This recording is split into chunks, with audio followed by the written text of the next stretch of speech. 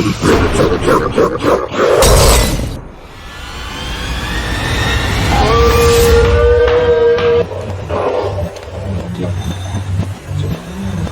need this one.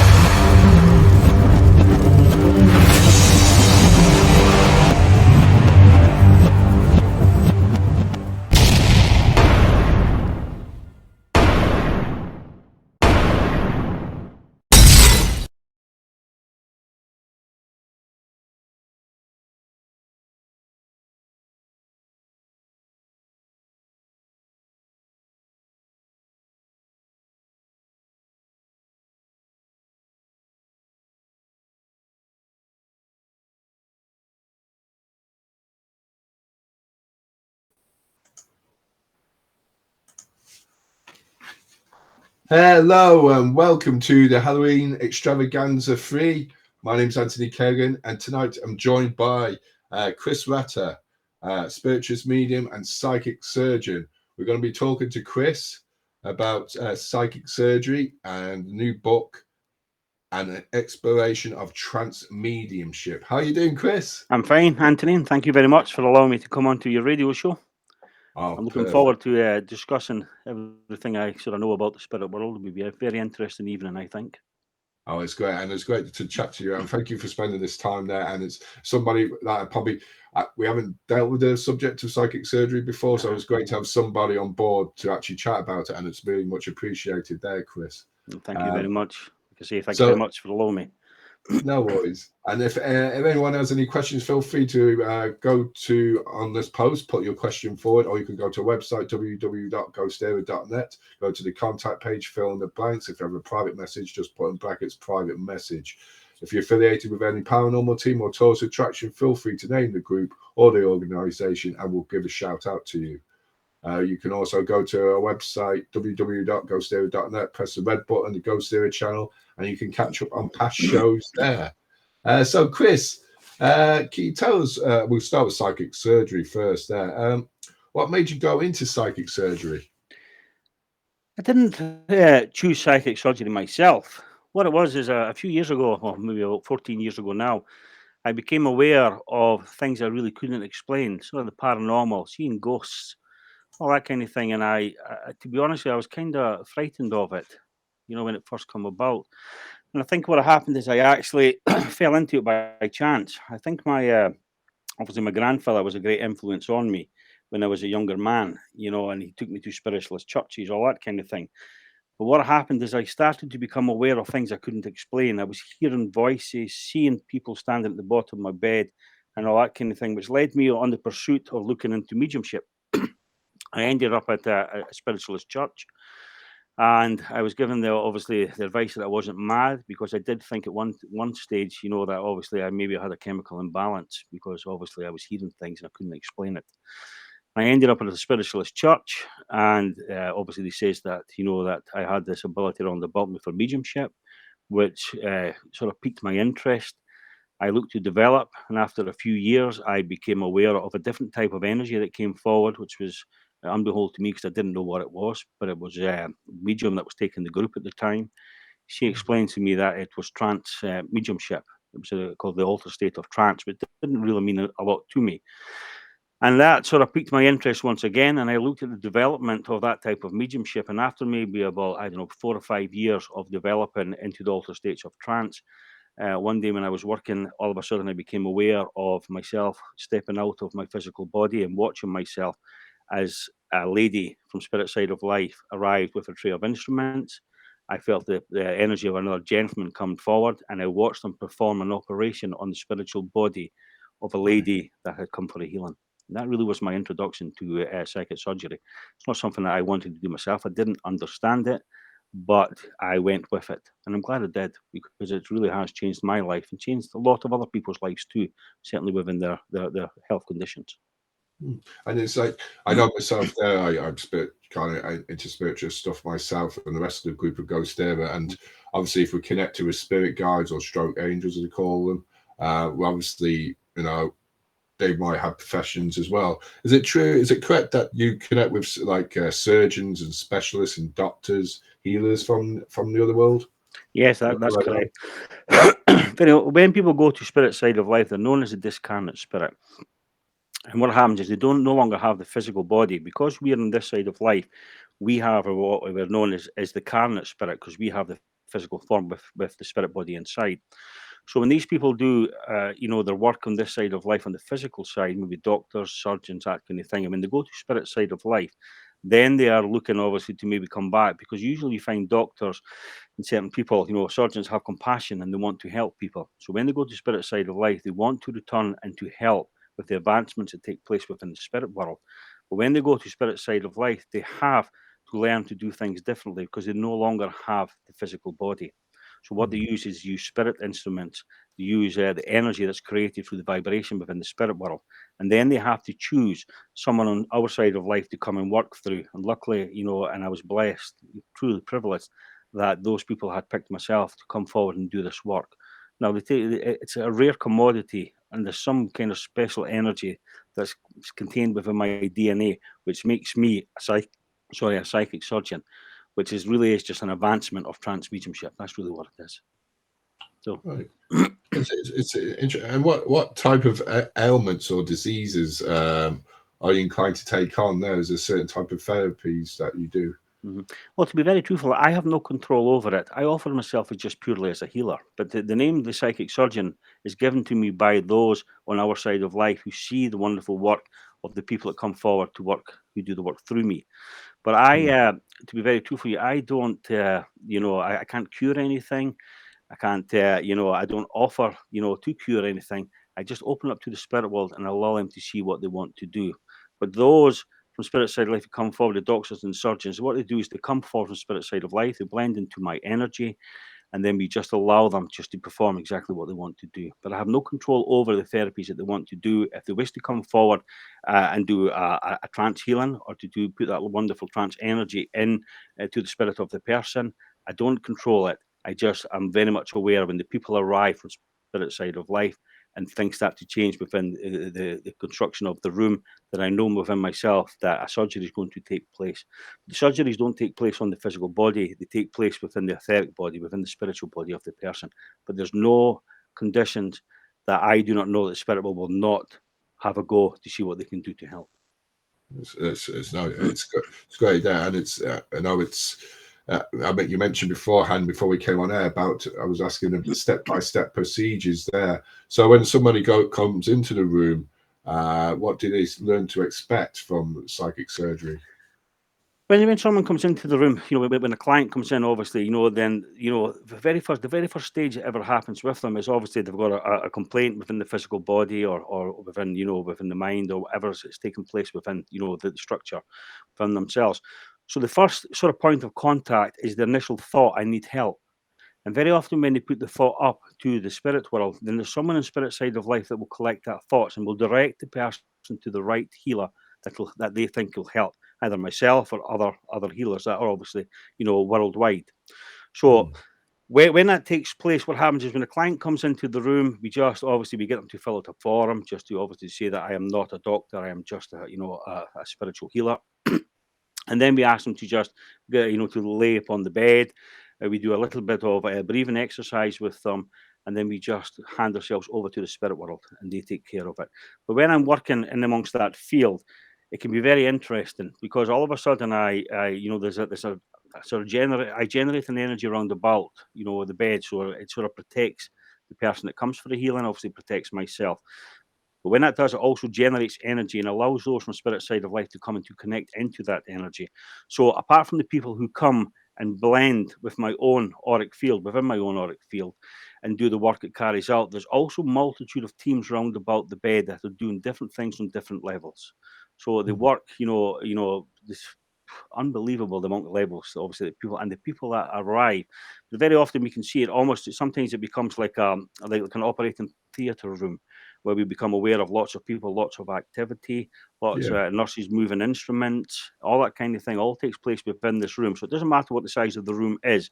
When they go into that different dimensions and that vibration opens, then the room is no longer solid. It becomes a vast space from those on the spirit side of life to come through and work. That's very interesting there. It's for a person like myself, I'm talking about probably NDEs, like a near-death experience there. I went into an altered state of mind that way. The brain took me there, but how I understand how the world can open up, in certain ways. And I know going through amount of surgery I've had as well on the table, like, surgeon's table, that I know that you're in one world and then you're out in the next there, But can you tell me, is there any there's debates about sleight of hand being used there in psychic surgery? Is this true? I know it's used in different countries there. That have an effect. Yeah, sorry for interrupting you. No, go on. I think what you're making reference to is what we understand from places like the Philippines. When those people have a different outlook and a different, religious background, and they really need to see the physical, so that they're trained within the mind. If they see something getting pulled out of somebody's body, a bit of chicken liver or whatever it is, then it gives them the understanding that they feel within themselves it's taken place, or the healing's taken place. But with ourselves, we don't really work. We do not do that kind of thing. I certainly do not use sleight of hand. All I do is I give myself over to those from spirit side of life, that they bring the love. And when we talk about the spirit world and they come forward, it is unconditional love. That's what they're bringing to us. And they just want the opportunity to help and to see exactly what they can do. But when they come forward and they work through myself, is we work upon the etheric body. So we don't have to touch onto the physical body. We work within the vibration of the spirit body. And with all ailments that you carry within the physical body, you also carry them within your spiritual body. For your spiritual body, it's exactly a carbon copy, everything, all the lumps and bumps, exactly the same as what is within the physical body. But we work, because it's spirit people, they come blend, so we work spirit to spirit to spirit. So when they work in that spiritual body to rectify what they can do. And when the spirit body goes back in, because very often the spirit will lift out the body when they're working, but when the spirit body goes back in, then it has a chain reaction to see, obviously, for the physical body to respond to the work that they have done. But we don't do sleight of hand. We don't touch the body at all. But when you were saying that, it really depends on those that come forward. Some people from spirit side of life, they do like to put their hands onto the body. Some people find it very comforting, when they receive a healing. But we always ask the client if it's acceptable to them. And if they say they do not wish to be touched, then we will work above. Yeah, and there's many layers, as you said, like to the effort body there. So, it depends on the chakras there as well, working with those. Do you work with chakras as well, and that kind of? The spirit will work with everything. I mean, I have watched them, we can't close a chakra down. Very often you hear people say that we can open a chakra and then we close it down. You can't close a chakra down. The chakras are your life force energies within the body. So if you close them down, I'm afraid you're heading, into the world of heaven, But what happens with the chakra, sometimes it can be out of balance. But the spirit world have the ability, I can assure you, to be able to go in and to rectify, to make things, put it back into balance exactly how it should be. And we don't just have the main chakras down the side. Your body is full of different sort of chakra points. So the spirit world are experts in their own field. I mean, if you understand, there's more people on spirit side of life that are doctors, surgeons, specialists in their own rights than there is in our world. So we give those from spirit side of life the opportunity to come forward and to have a look to see what they can do to help. Their knowledge is vast and they work collectively. Nobody in the spirit world works singularly. They have their own points of view from time to time, but when they come forward, they work as a unit. Everybody comes to help. It's interesting, this. I know it's I know. So going back to, I've gone off the point now, though, but you mentioned about the amount of numbers. It's like with the trouble with, I suppose, the waiting list with the NHS and the HSE here. Would you come across more people wanting to get it done there? Because there's been on waiting lists. I think what happens, I mean, now obviously, like I said before, there's no ailment that the spirit will not work with, and I do think people, maybe when they have, they've been waiting for a long time for an operation, or they've been waiting, obviously, for to get a consultation, all that kind of thing. I think nowadays people are looking more into alternative therapies, and this thing is not, it's not something new. It's not a new fad. All these things that we do have been around for a millennium. They've been around for a long time. Before we had doctors, hospitals, all that kind of thing, people would go and see the local healer, or they would go and see the local seer for information if they were having problems, within, maybe their home, or they were looking for advice. So these things have always been there. But what happens in the modern society we live in, we kind of came away from it. But what people are realizing now, and even hospitals are starting to realize, that healers can help to a certain degree. There's lots of hospitals now that allow healers to go in, and I often visit lots of hospitals, I can assure you, just to be able to give that energy, because they're realizing even healers can go and they can help. They can quicken up the healing process. They can get the beds back quicker, which saves them money. All these kind of things. So there's lots of things that we can do with being able to go in and to help. But yes, there is more and more people that are seeking other forms of alternative healing. But I must stress that you are under the duration of your medical field at all time. We only work in conjunction with them to see what we can do to help. So, Yeah. but given the opportunity is a wonderful thing. Yeah, it's great to work in conjunction with both Yeah. practices there. Mhm. Have there been the results have been positive from post surgery from people there? I have an abundance of. I mean, I receive emails all the time. To be very truthful with you, for things that has changed. Like I say, very often, when people have devastating news, maybe from the hospital, then they start to seek other things. And we have heard, lots of emails, an abundance of things over the years, where the healing work that we do has changed their lives. It's changed certain things within their condition, and it's changed things. So it really is remarkable what the spirit world can do. But like I say, you still have to obviously attend your hospital appointments, all that kind of thing. But I can assure you, there's nothing that the spirit world can't work with, and some of the results that we have had are truly astounding. Promise you, it really Oh is. yeah. It's an amazing thing. Oh yeah, I did in my course. I did parapsychology there, and it does. There's no, you can't discredit it completely there, or both kind of practices there. Of course. But it's something that has to be kept in consideration, and it's great. It's pity there's not as many as yourself there, Chris. There, although you might argue with that, But I'm going to move on to the next subject, which is Chris has got a book out, an Exploration of Trance Mediumship. Mhm. Yes. So, Sorry. no, go ahead. Then. I was going to say, what brought you into? You were when you mentioned going into an altered state of trance at a young age. So, what was that experience like? That experience for me, I suppose at the time, it was just a game that I used to play. When I was a young man, I used to stay with my grandfather. My grandfather was a custodian of a place called Blackness Castle. And I used to, obviously spend lots of weekends with him and lots of time, and I loved it, to be honest with you. But there was lots of things, because my grandfather was working, that I was left on my own at a very young age. So I would often find myself wandering around the grounds of Blackness Castle. I think what happened, because I was on my own, I started to sort of play a game. But what I would do is I would look to see if I could shift my consciousness into another dimension. But I didn't know what I was doing. It was just a game, but I would try to shift it to such a level to see if I could knock myself out. And when I felt I was just about to go, then I would bring myself back. It's maybe a strange game, but that was a game I used to play. But I think what was actually taking place is, back then, unbehold to myself, is those from spirit side of life were already experimenting with me into the altered state of trance, to look into that dimension, because they live in a different dimension, in a different vibrational world.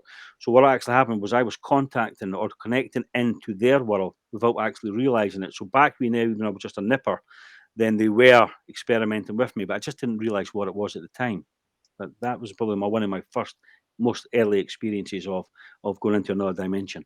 Yeah, that's cool. That's great. It's great how you explain it there, and I think you mentioned as well your grandfather there. So I was going to ask you there, how much does it help to have a role model to influence in your life to bring you on the right path that you went? I think it's very important to be truthful with you. I think, my grandfather, obviously had a wonderful gift, and I do think, like I said, it comes down, my father's side of the family. But I think my grandfather would encourage us. So if we seen something, he wouldn't dismiss it. He would often sit, obviously, and talk about, ghost stories and all that paranormal and all those things. 'Cause everything happens. Even if we look at folklore, these stories have to come from somewhere. It's not a vivid imagination, because Mm, there's so much in different parts of the world that people have seen. So I think my grandfather encouraged me just to accept things. So when things were a little bit different, he would try to give me an explanation of it. He wouldn't try to scare me, but the way that he would put it across in his loving manner, I suppose, really was beneficial to me in my mm. journey when the time was right to obviously to look into the world of spirit.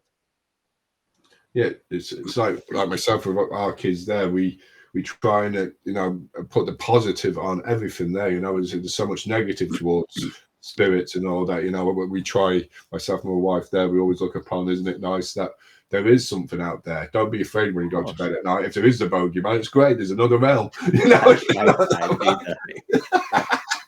Yeah. Be happy there's somewhere else.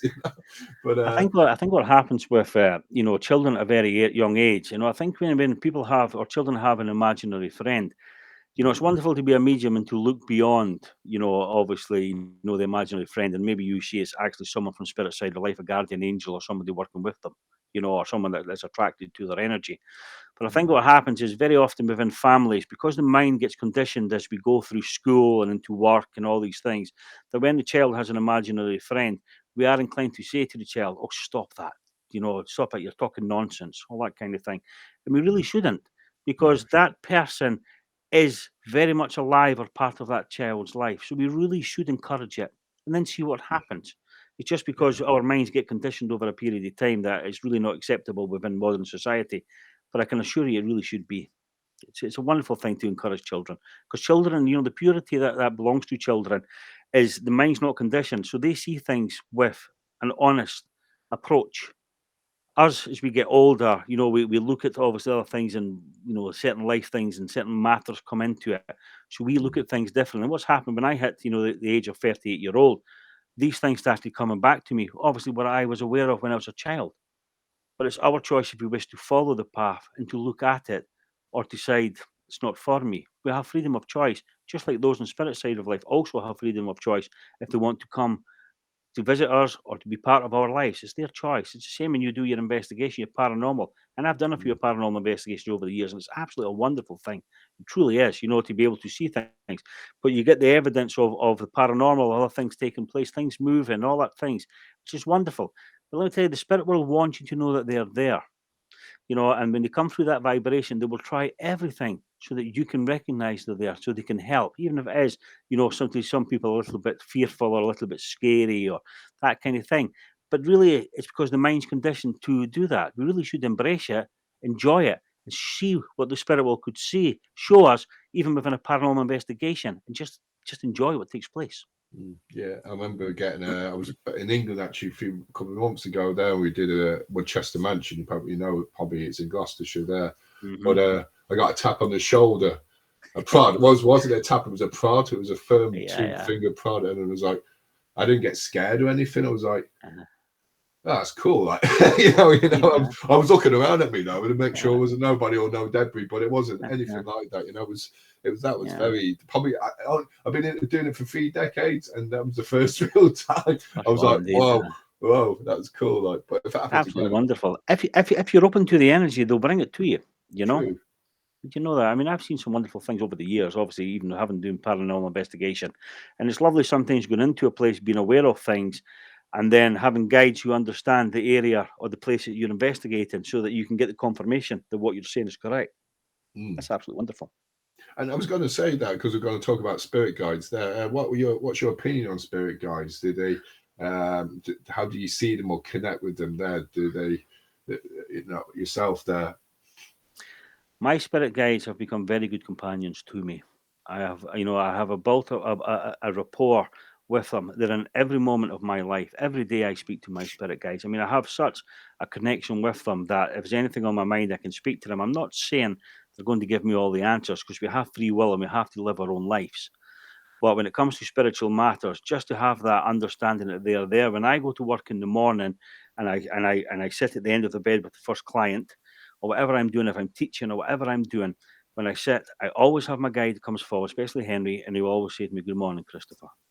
And it just gives you that overwhelming feeling that you know that they are there. So, my guides are not just friends, they're good companions to me. And I get to understand them. I know lots about them as they know lots about me. And I think people should just embrace. Very often when people feel things or they get that feeling, here's a, maybe if someone's walked over my grave, as they say, that expression, whoa, what's that? But all it can be is just one of their guides coming forward and just putting their energy, because they're an energy-based life form. So when they touch upon your auric field, that is your energy-based life form. So when they just come and touch into it, then you feel it. It's like you say when you got tapped on the shoulder, they come and they tap it. So what they're doing is they're putting their energy onto your energy, and it becomes a tap. So we really should accept it and enjoy it. And some of the information and the things that the spirit world have shown me, even regarding mediumship, even regarding things that happen with other people, it's never wrong. I'm at the stage now with my guides that it's like picking up a telephone, and when they speak to me, I know everything is right, because the spirit world is like I say, is full of unconditional love, and all they want to do is help, and they are there to protect you. And we have many, many, many guides. There's probably about 12 guides that I'm very much aware of. Some of them on a very personal level. Other ones I know when they come and work through me. But I also know that I am a developed and developing medium, which allows those from spirit side of life to come. So there's an abundance. So as many people want to come and work through me and bring that energy to see what they can do, I'm trained to allow them to come in, because I also know that one of my guides, which is called Grey Horse, which real name is Two Moons, he is my protector. He's my doorkeeper. So that gentleman, controls who comes into my energy. So there's never anybody from spirit side of life or anything bad that's ever going to come and to work within my energy. It's always for the purity of love. So I'm very lucky. That's nice. I have similar kind of thing, values with yourself there as well. Yeah. I do a bit of channeling myself there, and it's mainly my vocals that I feel them come through, like talking there. But it's another method that myself and my wife do. I know we kind of converse with the spirit guides on the talking board.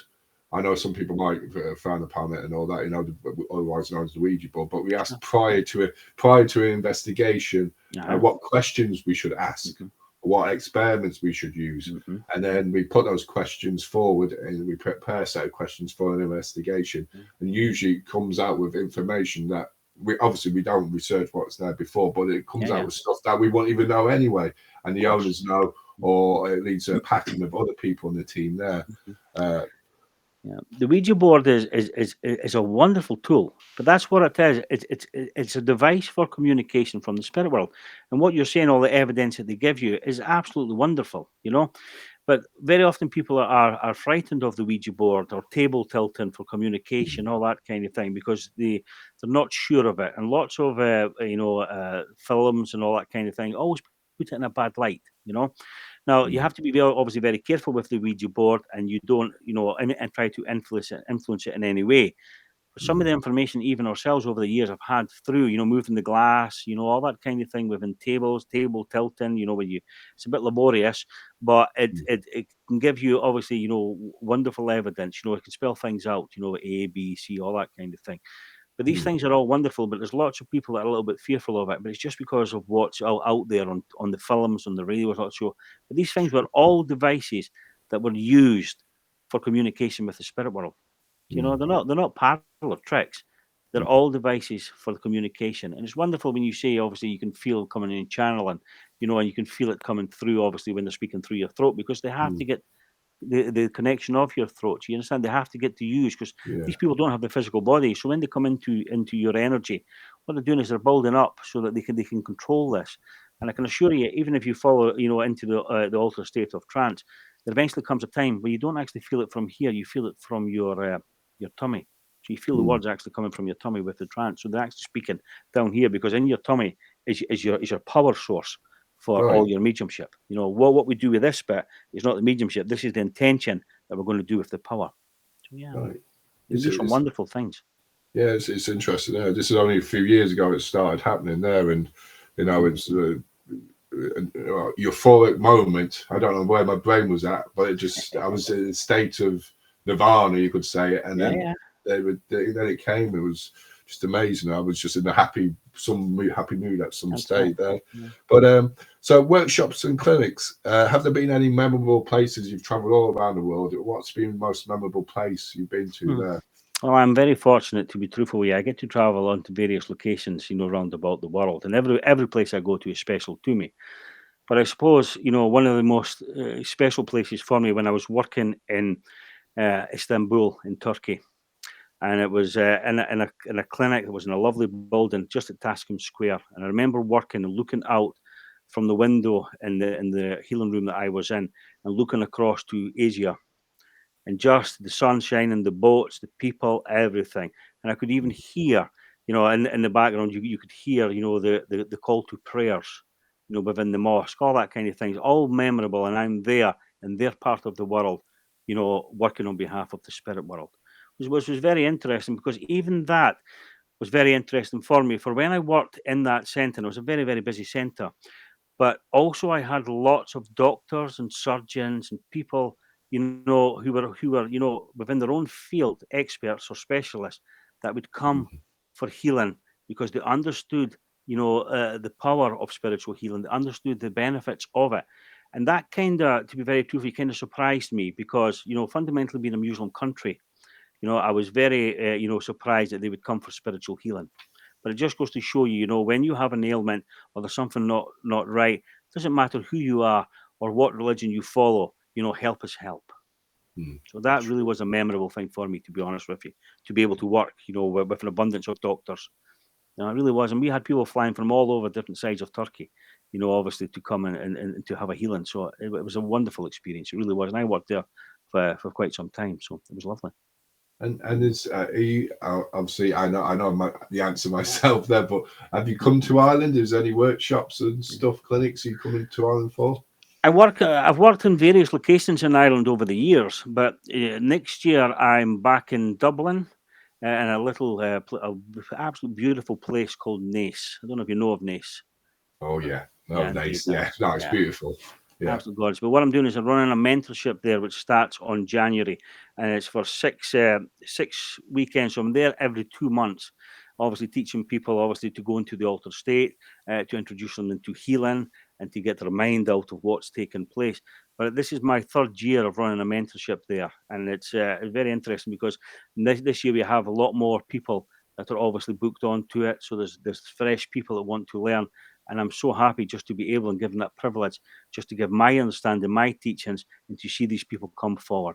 Like I says, these people are, the pioneers of the future. I'm the pioneer of today, as they say, or I like to think that everybody who's doing this line of work, even yourself with your paranormal investigations, you are the pioneers of today. So you're building the foundations of today. So we look back at the pioneers of the past and we aspire to be like them, and improve. And I look at my people who come forward, people that join the mentorship, for they truly are the pioneers of the future. So I really want everybody who comes to work, or to learn, or to develop, to surpass my understanding, my knowledge, so they can take it forward to the people in the future. So I have the wonderful opportunity of being able to be, just open with them, allow them to teach. And if people want to learn and they're opening their minds to it, then I give wholeheartedly to it. I give 100% to them if they want to teach. That's beautiful. That's beautiful. It's amazing. Yeah, it's great mindset. And that's how we've advanced through the years, I suppose. I don't know where. Hopefully, we're going the right way though, as well.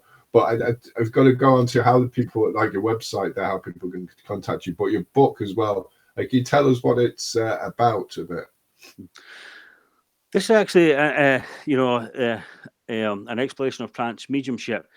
It's really about my journey and giving people an understanding into the workings of trance. Very often when I, looked, obviously, when I looked into the workings of trance, the mechanics of it, I really couldn't understand lots about it. And there wasn't lots of books. Very often when we see people, that are at the pinnacle of their mediumship, there's not a lot of books written about how they get there and certain things that took place. This, an exploration of trance mediumship, gives people the understanding. It breaks it down. And the idea was, from the inspiration of the spirit world, was so that people who don't understand mediumship could pick up the book and could understand what trance mediumship is, what psychic surgery is, and all these kind of things. And it really was, influenced through the direction of the spirit world. I have another book that I've written, obviously previously, which is called Mediumship Within, which gave a little bit of my journey and the path that went forward. But this is an advancement. This is about the psychic surgery stage, that people understanding. It gives you people with the workings of guides. It gives you a working of those from the elemental world, which is very much part of our world.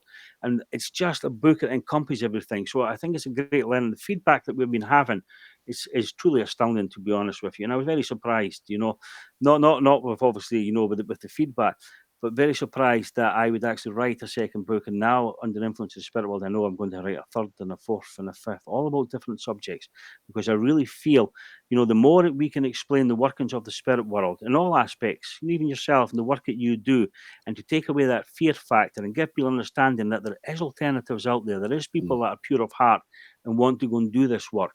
So put it onto paper will hopefully, help an audience or build an audience so they understand it. So we take away that fear factor of what the true love of the spirit world truly is about. There's some wonderful stories about it. All things that's happened within my clinics, within my development, within my mediumship is all there. But I can assure you, I have just touched upon, a very, very small part of it.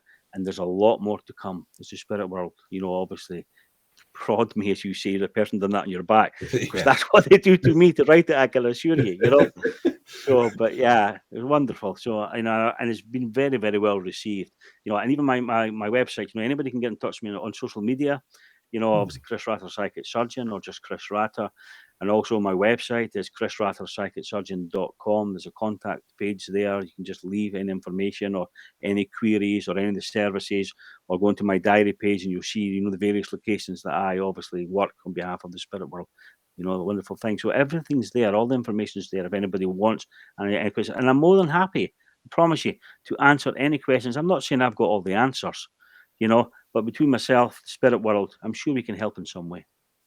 It's amazing, and thank you, Chris, for your time there. And there it is, folks, there, an exploration of trance mediumship. You can follow Chris there, as he said, on his website there as well. Chris, it's been much appreciated there, and thank you for coming on the show there and giving your understanding there. And it's it's when I love the spirit world. That makes me even more out there and love the spirit world as well, and in here, out there and in here as well, So.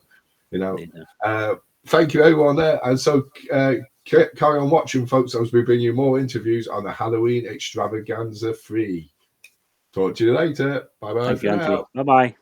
Bye bye.